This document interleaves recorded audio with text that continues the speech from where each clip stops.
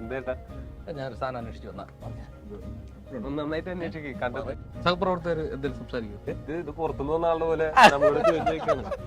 Investigation thriller മാത്രമല്ല, അതിന്റെ കൂടെ കുറച്ചൊരു ഇമോഷണൽ ഡ്രാമയും കൂടെയാണെന്നാണ്. പിന്നെ ഈ സംവിധായകനും നിർമ്മാതാവും തിരിഞ്ഞു പോകാറുണ്ട് ഇവിടെ. എനിക്ക് ഇന്നൊരബദ്ധം പറ്റി. ഇത് ആരാ producer? ആരാ? അവർക്കൊരു പിണക്കം താത്തിരിയില്ലല്ലോ. ഇരട്ടകളാണ് കേട്ടോ. മനസ്സിലായില്ലെങ്കിൽ ഇതില് അതിനകത്ത് ഹ്യൂമർ മനസ്സിലാകത്തില്ലല്ലോ. തൊട്ടപ്പുറത്ത് അവൻ്റെ വീട്. അവരുടെ അച്ഛനെ എനിക്ക് അത്ര പരിചയമില്ല. വിളിച്ചോണ്ട് വീട്ടിലോട്ട് വന്നു. വീട്ടിലോട്ട് നിങ്ങൾ സംസാരിച്ചു.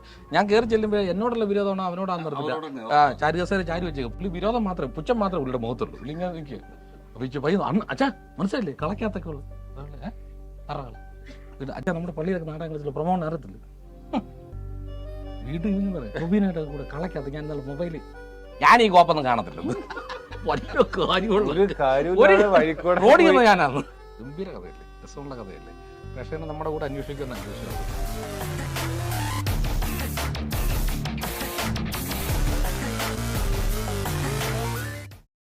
എന്തേട്ടാ ഞാനൊരു സാധനം അന്വേഷിച്ചു വന്ന നന്നായിട്ട് അന്വേഷിക്കും കണ്ടത് അന്വേഷിപ്പം കണ്ടെത്തും.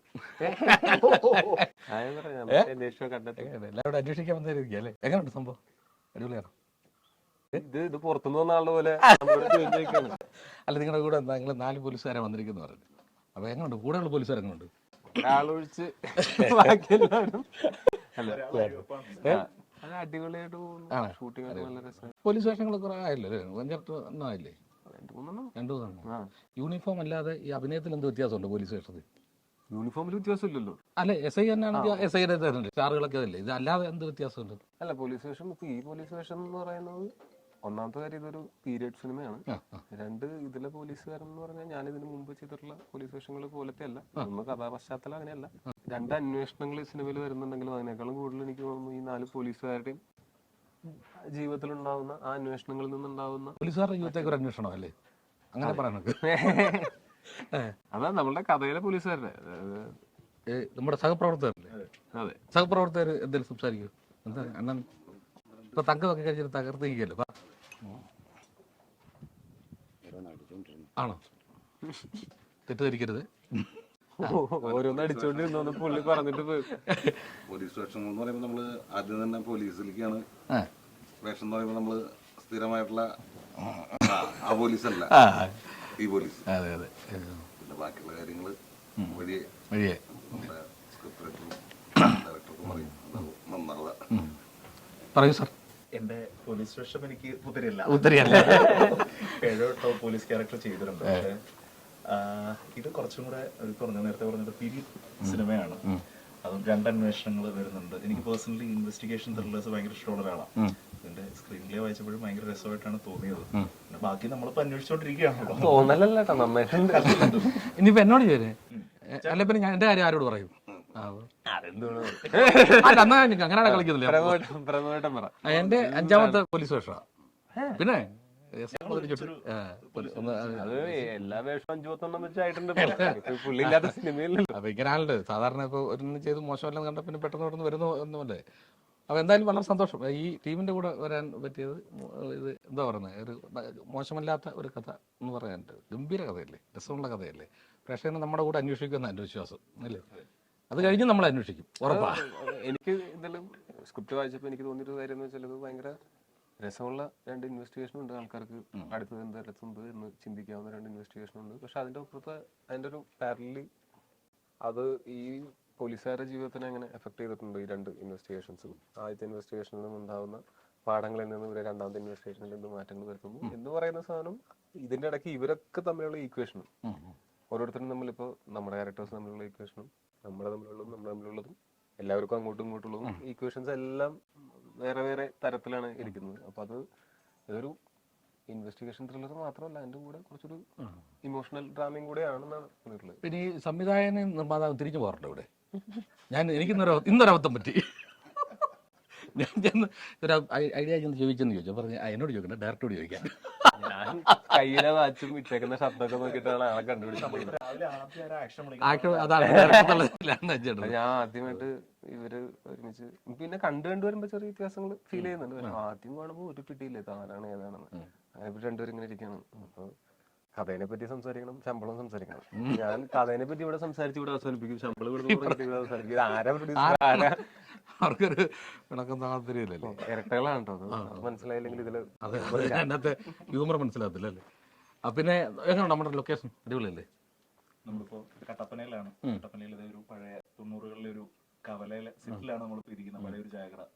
എന്റെയൊക്കെ തീരെ കുഞ്ഞിലെ ഇങ്ങനെയുള്ള സ്ഥലങ്ങളൊന്നും കാണാൻ പറ്റിയിട്ടില്ല. അപ്പൊ ഇവിടെ വന്നപ്പോഴത്തേക്കും കൊള്ളാലോ സംഭവം.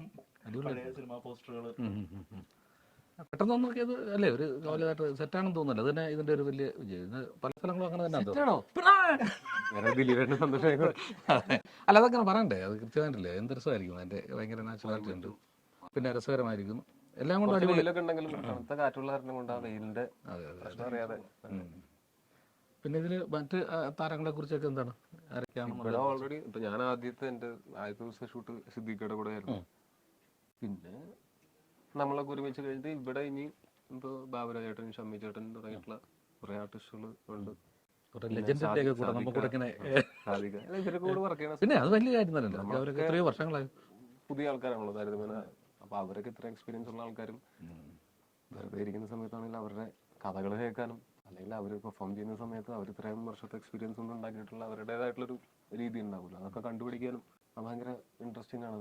എനിക്കും ഒരുപാടല്ലെങ്കിൽ കുറച്ച് സീനിയർ ആർട്ടിസ്റ്റുകളിലൂടെ വർക്ക് ചെയ്യാൻ പറ്റിയിട്ടുണ്ട്. പക്ഷെ അങ്ങനെ കൂടുതൽ തവണ നമ്മൾ സീനിയർ ആർട്ടിസ്റ്റുകളിലോട്ടൊക്കെ വർക്ക് ചെയ്യുന്ന സമയത്ത് അവരിൽ നിന്ന് കുറേ പഠിക്കാനുണ്ട്. അല്ല, എനിക്ക് ഇവിടെ മനസ്സിലായത് ഈ അവർക്ക് സീനിയറാണ് നമ്മൾ വാക്കിലൂടെ പറയുമ്പോൾ അവരടുത്ത് വരുമ്പോൾ നമ്മൾ ആ രീതിയിലല്ലല്ലോ ഇടപെടുന്നത്.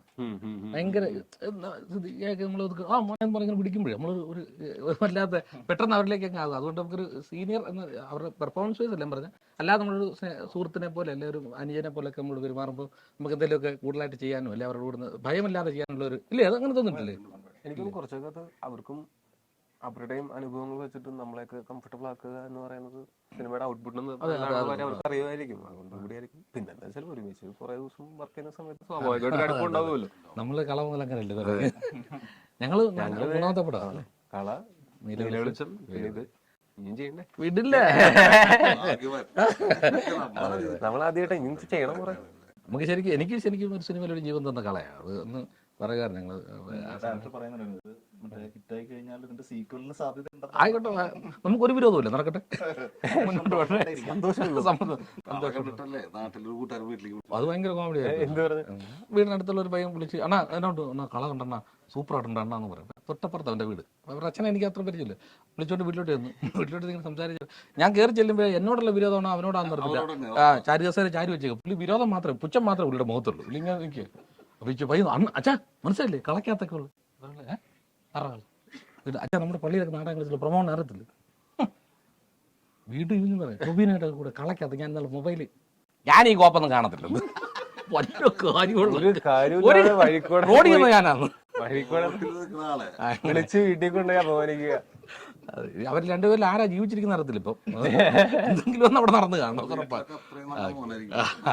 പിന്നെ നമുക്ക് ഈ പടത്തിൽ നായികമാരെ കുറിച്ച് അങ്ങനെ എന്താ ഇതിലങ്ങനെ ഈ ഒരു റൊമാൻസ് ട്രാക്കോ അങ്ങനത്തെ ഒന്നും ഇപ്പൊ നമ്മുടെ ക്യാരക്ടേഴ്സിനൊന്നും ഏതായാലും ഇല്ലല്ലോ.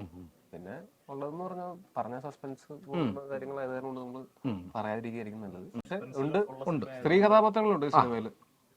ഇപ്പൊ അങ്ങനെ ഒരു നമ്മളെ മാത്രം കണ്ടുകൊണ്ടിരിക്കേണ്ടി വരില്ല, അങ്ങനത്തെ ഒരു പ്രശ്നം ഇല്ല. അതൊക്കെ എത്ര നേരം ഒന്നും പറഞ്ഞോണ്ടാ നമ്മളെ തന്നെ കണ്ടുകൊണ്ടിരിക്കുന്നത്. അല്ല, കുറെ നല്ല കഥാപാത്രങ്ങളുണ്ട്. സ്ത്രീ കഥാപാത്രങ്ങളാണെങ്കിലും പുരുഷ കഥാപാത്രങ്ങളാണെങ്കിലും കുറെ നല്ല ക്യാരക്ടേഴ്സ്. സംഭവം മൊത്തത്തിൽ ഒരു ത്രില്ലിംഗ് ആയിരിക്കും, അത് ഉറപ്പാ. പിന്നെ ഞാൻ നേരത്തെ പറയാൻ പറ്റും, ഹരിശ്രീ അശോകൻ ചേട്ടനായിട്ടും ഒരു സീൻ ഉണ്ടായിരുന്നു. അപ്പൊ ഇതിന്റെ പിന്നിലുള്ളവരെയും നമ്മൾ അന്വേഷിച്ച് കണ്ടെത്തും. സൂപ്പറായിരിക്കും. നിങ്ങൾക്ക് എല്ലാവർക്കും, ഈ സിനിമ കാണുന്ന മുഴുവൻ ആളുകൾക്കും ഒരിക്കലും മറക്കാനാക്കാത്ത ഒരു അനുഭവം ഈ സിനിമ തരും എന്നുള്ള വിശ്വാസത്തോടുകൂടി ഞങ്ങൾ ഈ അന്വേഷണം ആരംഭിക്കട്ടെ. നിങ്ങൾ അന്വേഷിക്കാൻ തുടങ്ങി.